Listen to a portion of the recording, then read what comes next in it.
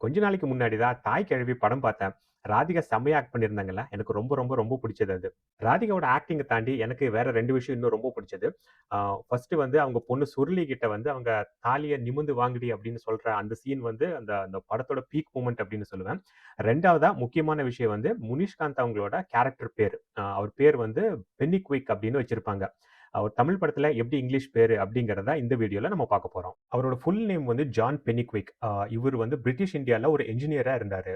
அவர பத்தி நான் எப்படி தெரிஞ்சுக்கிட்டேன் அப்படின்னா, இந்த புக் துணை எழுத்து அப்படிங்கிறது எஸ். ராமகிருஷ்ணன் அவங்க எழுதின ஒரு புக். இது வழியா தான் அத நான் தெரிஞ்சுக்கிட்டேன். இந்த புக்கோட 27த் சாப்டர் வந்து நீரில் மிதக்கும் நினைவுகள். இதுல தான் பென்னிக்விக், லோகந்துரை இவங்கள பத்தி நெறைய எழுதியிருக்காரு. இந்த புக் வந்து ஆனந்த விகடன்ல ஒரு சீரிஸா வந்திருக்கு. எஸ்ரா அவங்க வந்து அவரோட லைஃப் எக்ஸ்பீரியன்ஸஸ், அவரு மீட் பண்ண பீப்பிள், அத பத்தின டீட்டெயில்ஸ் எல்லாத்தையும் வந்து செமையா எழுதியிருக்காரு இதுல. பிரிட்டிஷ் இந்தியால மதுரை, ராமநாதபுரம், தேனி டிஸ்ட்ரிக்ட்க்கு அக்ரிகல்ச்சருக்கு ஹெல்ப் ஆகுற மாரி ஒரு டேம் கட்டணும்னு டிசைட் பண்றாங்க. அதுக்கு வந்து 65 லாக்ஸ் ரூபீஸ் வந்து அவங்க ஒதுக்குறாங்க.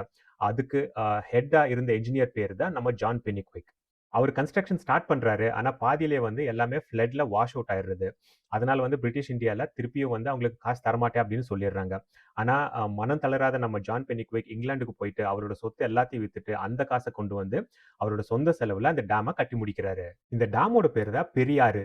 இன்னைக்கு டேட்ல முல்லை பெரியார்.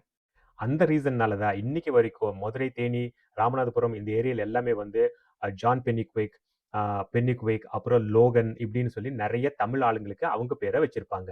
அவர பெருமைப்படுத்துற விதமா தான் தாய் கிழவி படத்துல முனிஷ்காந்த்க்கு இந்த பேர வச்சிருப்பாங்கன்னு நான் நெனைக்கிறேன். செம்ம இன்ட்ரஸ்டிங்கான ஃபேக்ட் இல்ல? இந்த புக்க நீங்க கண்டிப்பா வாங்கி படிங்க. இந்த மாரி ஏகப்பட்ட ஃபேக்ட்ஸ் இதுல குடுத்திருப்பாங்க. இதோட புக்கோட இன்னைக்கு ரேட் வந்து ₹350. இது வந்து தேசாந்திரி பப்ளிகேஷன்ஸ் ரிலீஸ் பண்ணியிருக்காங்க. நம்ம இந்த மாரி இன்னொரு இன்ட்ரஸ்டிங்கான புக்ல சந்திக்கலாம்.